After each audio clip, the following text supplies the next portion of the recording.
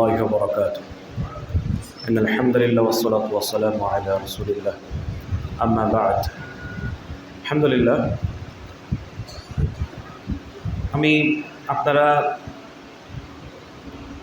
আল্লাহর দিন শিখছেন, এই জায়গায় পড়াশোনা করছেন, কোরআনের হাফেজ আছেন, এরপরে আলেম হচ্ছেন, দাওরা হাদিসের জন্য পড়াশোনা করছেন। আমি এই সৌভাগ্য থেকে বঞ্চিত। আমার পড়াশোনা জেনারেল লাইন থেকে। কোরআন আমপারা যেটা আছে, যেটাকে আমরা 30 পারা বলি, 30তম পারা বলি, এইটাও হিফজ করার সৌভাগ্য আমার হয় নাই, বা এইটা হিফজ করার মতো আমার বাবা মা আমাকে প্রেশারও দেয় নাই, মাদ্রাসাতেও দেয় নাই। বাসায় একটা হুজুর নিয়ে আসতো, আধা ঘন্টা করে পড়াইতো, ব্যাস।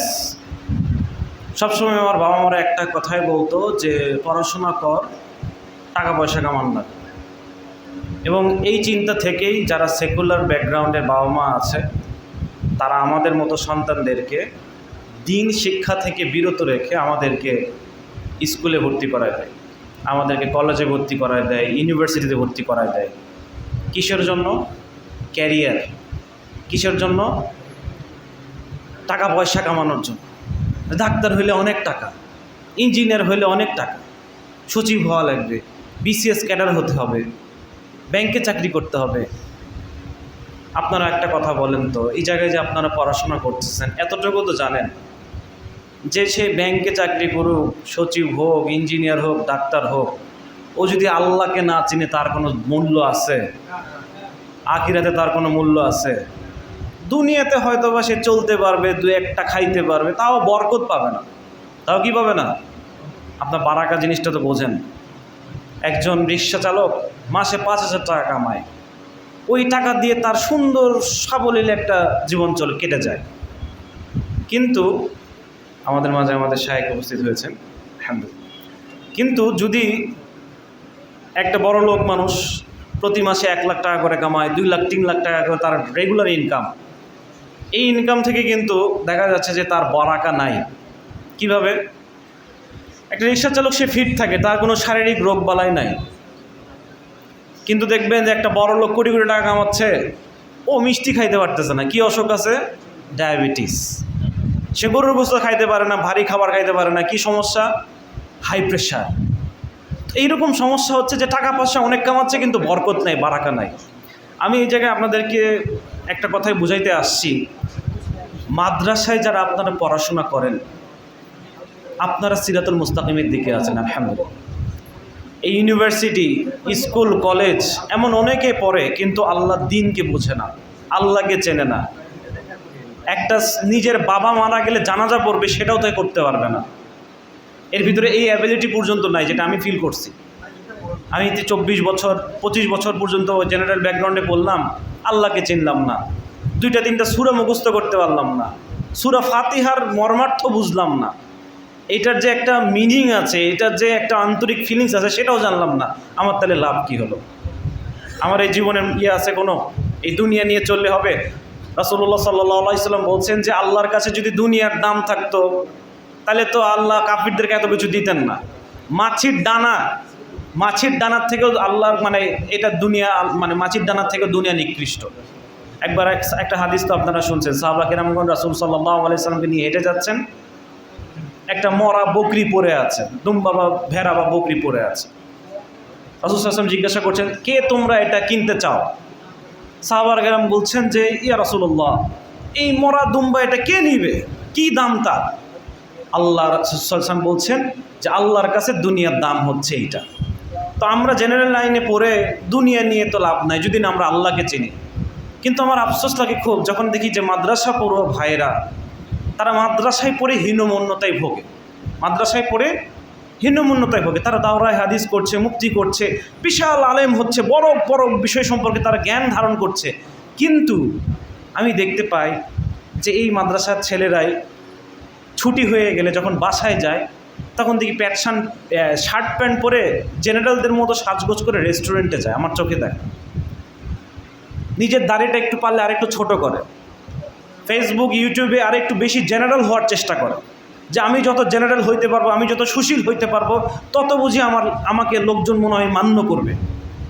এটা বলে ওই যে ওটাকে বলে পশ হতে চাওয়া, একটু ক্লাসে উঠতে চাওয়া। এরকম ক্লাসে উঠতে যে ক্লাসিক হতে যে নিজের দিন দুনিয়া দুটাই ক্ষয় করতেছে কিনা, দেখতেছি কিনা আমরা।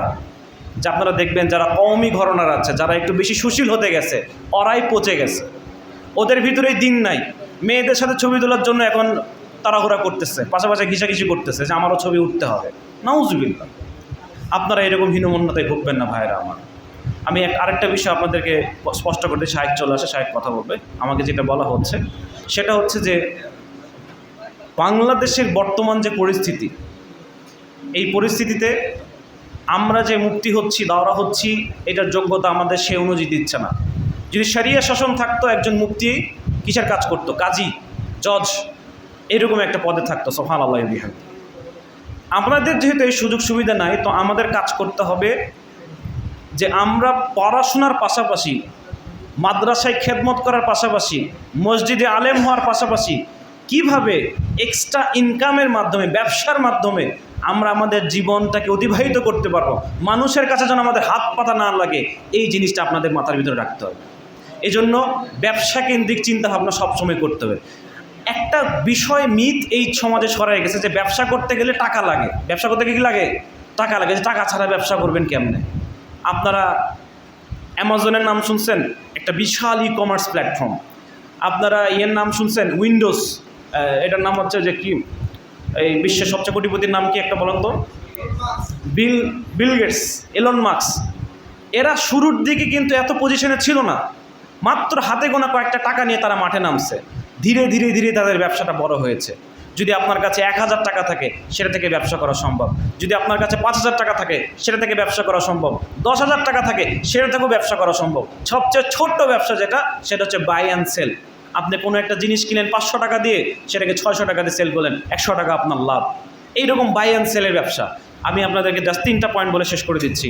নাম্বার 1, মাদ্রাসায় পড়া যে সকল ভাইয়েরা আছেন, যখন আপনার এই পড়াশোনাটা শেষ হয়ে যাবে, 3 মাসের একটা সময় নেবেন বা 2 মাসের একটা সময় নেবেন, যেই ছুটিগুলো থাকবে এরকম কোর্স করা যায়।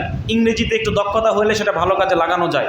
আপনারা অলরেডি আলহামদুলিল্লাহ অ্যারাবিকে এক্সপার্ট আছেন, কিন্তু এই এক্সপার্টিজম কোন জায়গায় খাটাইলে আপনারা কাজ করতে পারবেন, এটা আপনাদের জানতে হবে। একটা এক্সাম্পল, সেটা হচ্ছে যে আপনি অ্যারাবিক জানেন, অনলাইনে কাতার, সৌদি আরবিয়া, ইয়েমেন থেকে শুরু করে এই যে দুবাই, মধ্যপ্রাচ্যের যে দেশগুলো আছে, এই দেশগুলোর প্রচুর কাস্টমার এই আরবি দিয়ে আপনার প্যারাগ্রাফ লিখতে বলে, কন্টেন্ট লিখতে বলে ওয়েবসাইটে, আরবি দিয়ে মার্কেটিং করতে বলে, কিভাবে মার্কেটিং করা যায়। এরকম অনেক স্কিল আছে, যে স্কিলগুলো দিয়ে আমরা কাজে লাগাই দেবো। আমরা যারা এসইও শিখি, ডিজিটাল মার্কেটিং করি, এই স্কিলগুলো কিন্তু অ্যারাবিক দিয়ে অনেক ভালো কিছু করা সম্ভব। কারণ ওই রিজিয়নের মধ্যপ্রাচ্যের যারা আছে, তারা আরবিতে, মানে তারা আরবি ছাড়া অন্য ভাষায় মানে কোনো ডিল করতে চায় না। যারা আরবিতে কথা বলে তাদেরকে সে ডিল করে। তো প্রিয় ভাইয়ের আমার, আপনারা পড়াশোনা মানে প্রথমত নাম্বার 1, হীনমন্যতা ভোগ করবেন না, কখনোই হীনমন্যতা করবেন না। আপনারা ফার বেটার দেন জেনারেল স্টুডেন্ট। তো আপনারা এই জায়গাটা থেকে হীনমন্য হওয়া যাবে না। দ্বিতীয়ত, পড়াশোনা আপনাদের আলেম হওয়ার পাশাপাশি এমনভাবে নিজেকে গড়েন যাতে মানুষের কাছে যেন হাত পাতা না লাগে, যাতে আপনি আপনারটাই নিজেরাই ডিল করতে পারেন, প্যাসিভ ইনকামের মতো করে সেই কাজগুলো করবেন। আল্লাহ আজ্জা ওয়া জাল্লা আপনাদেরকে সেই তৌফিক দান করুন। ওয়া আখিরু দাওয়ানা আলহামদুলিল্লাহি রাব্বিল আলামিন। ওয়া আসসালামু আলাইকুম ওয়া রাহমাতুল্লাহি ওয়া বারাকাতুহু।